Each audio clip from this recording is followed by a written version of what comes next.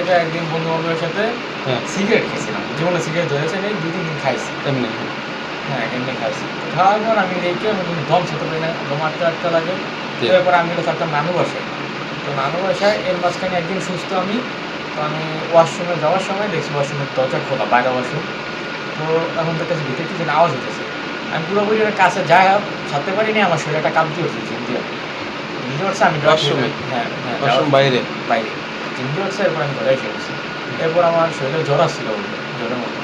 কোনো কিছু দেখে ভয় পাইছেন না এমনি শরীর কাঁপতেছে? অটো কিছু দেখে না? না, ওই আওয়াজেই শরীরটা কাঁপতেছে। এটা আওয়াজ হয়েছে কয়টার দিকে এটা রাত্রে? ৯টা ৯:৩০। ৯টা ৯:৩০। হ্যাঁ। তো এই বিষয় গ্যাস এটা নিয়ে আমার কোনো একটা সমস্যা হয়নি।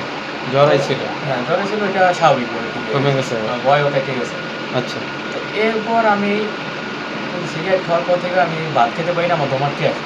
হ্যাঁ। আমার বুকের মধ্যে বোধহয় পাথরের মতো করে চাপ দিয়ে রাখছে, দম নিতেই পারি না, দম নিলে মিশে না।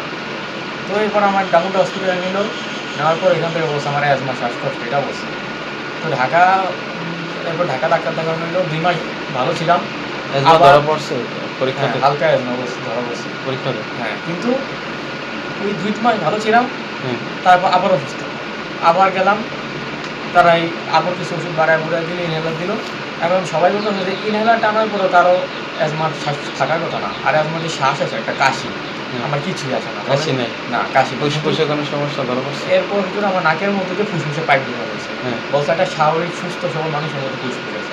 আমি সিগারেটের কথা বলছি, ডাক্তারকে ২-৩ দিন সিগারেটে কিছুই হয় না আমার কাছে, এটাও বলছে। তো তারপর আমরা বললাম যে কী সমস্যা, বুঝতে পারতেছি না। এরপর